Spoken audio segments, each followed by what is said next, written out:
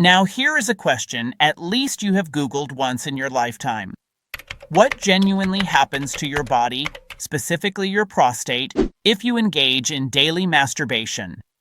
It's a question surrounded by myths, anxiety, and a ton of misinformation. Conversations around this topic leaves you more confused than before, and that's why I am here today to clarify and make things as simple as possible for you. The whispers you've heard online might suggest it's dangerous, that it can cause damage, inflammation, or worse. But what does the actual science say?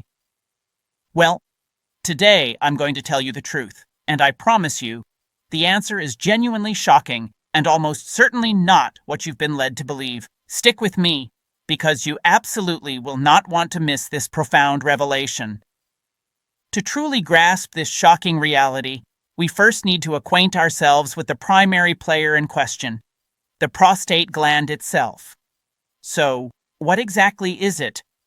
Simply put, the prostate is a small, walnut-sized gland that forms an integral part of the male reproductive system. Its paramount function is to produce the fluid that nourishes and transports sperm, what we commonly refer to as semen.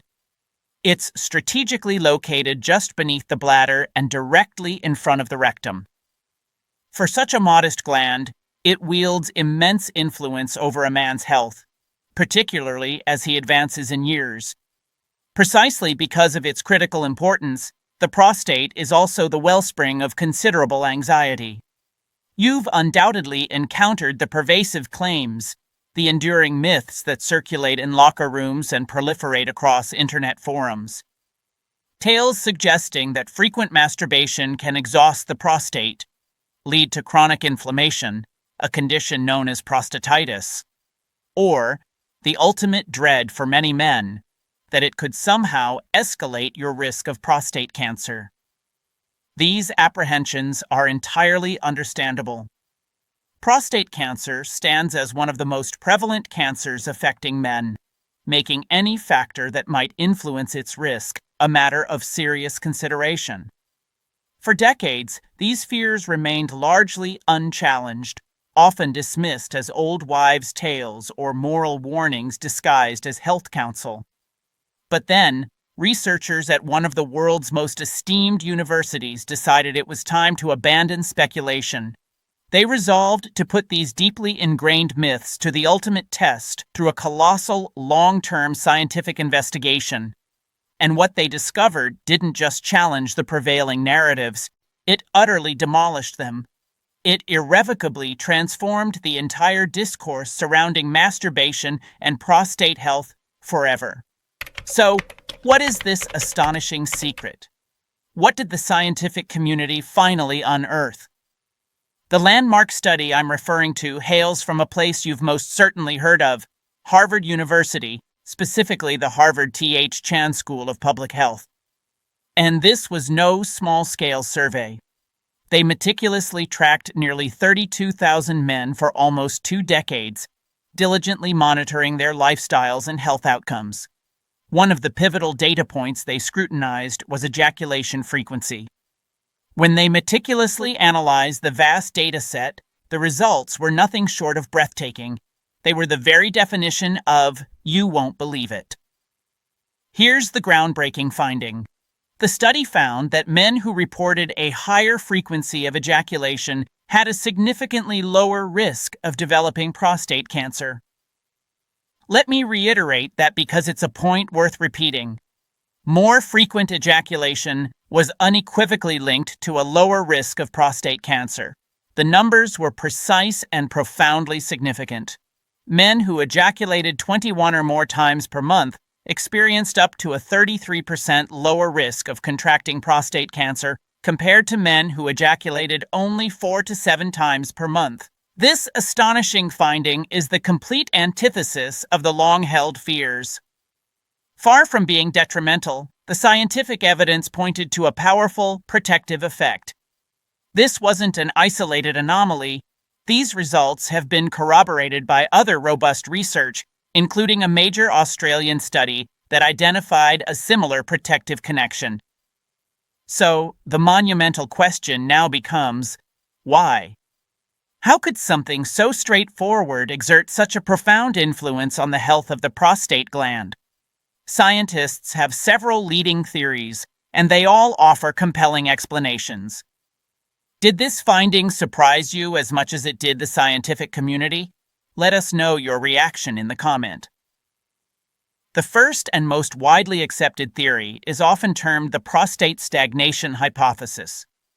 Envision your prostate's ducts as a network of minuscule pipes. This theory posits that regular ejaculation facilitates a cleansing action, effectively flushing out these intricate pathways. This process purges old cells, accumulated secretions, and potentially harmful substances or carcinogens before they can linger, instigate inflammation, and potentially trigger the cellular transformations that lead to cancer. It is, essentially, the body's intrinsic cleansing mechanism. The second compelling theory revolves around cellular health. Each time a cell divides, there's a minuscule probability of a genetic error, a mutation that could potentially lead to cancer. The hypothesis here is that frequent ejaculation encourages a healthier cycle of cellular turnover.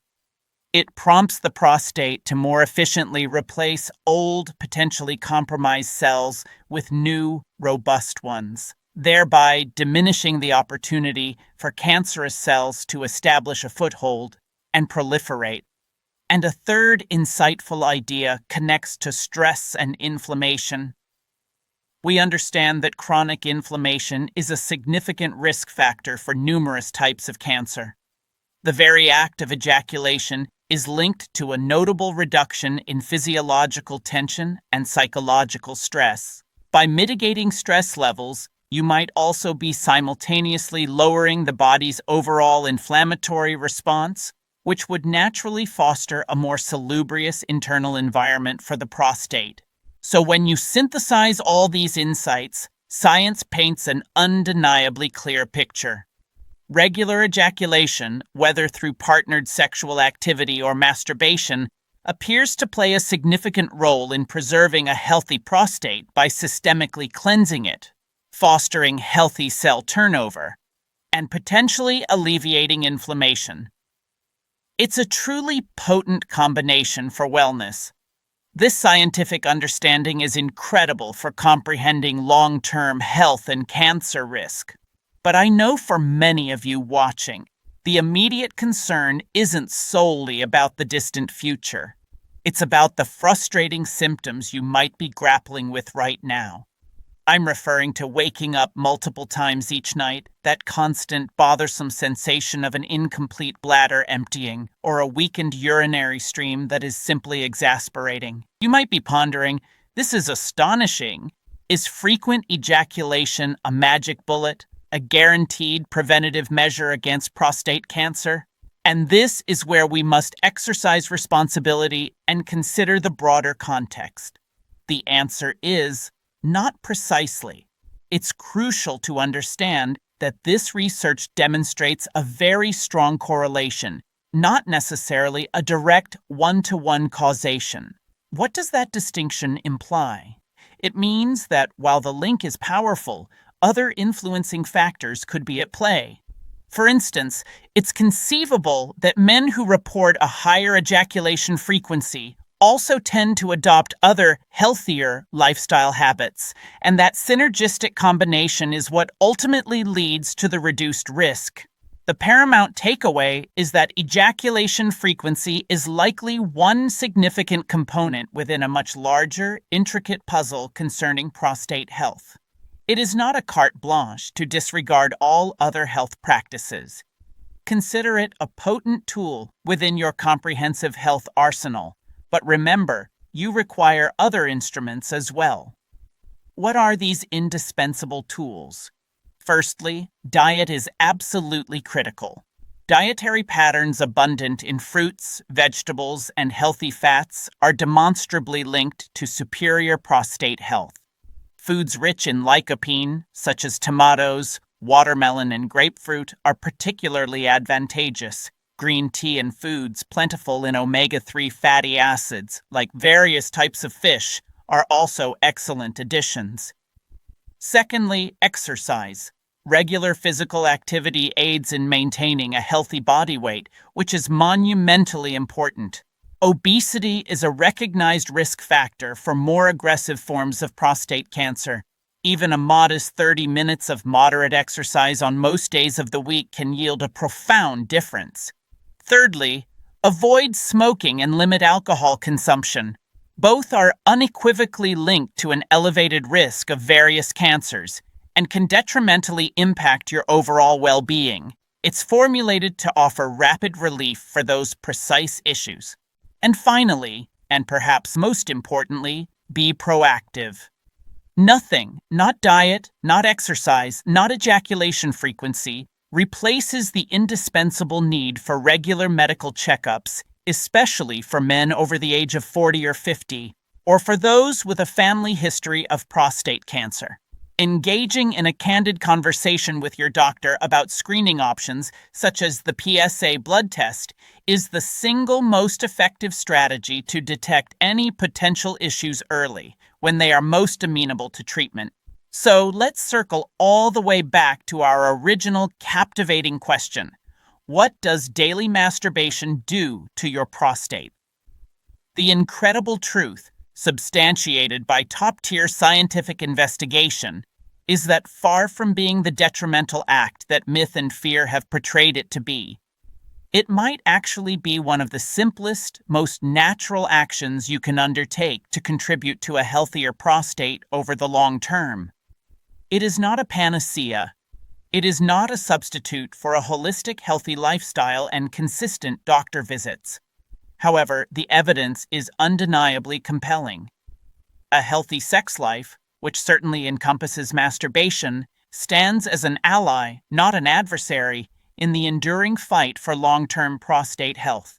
If you found this video truly valuable and desire more health myths debunked with genuine science, please do us a huge favor and hit that like button.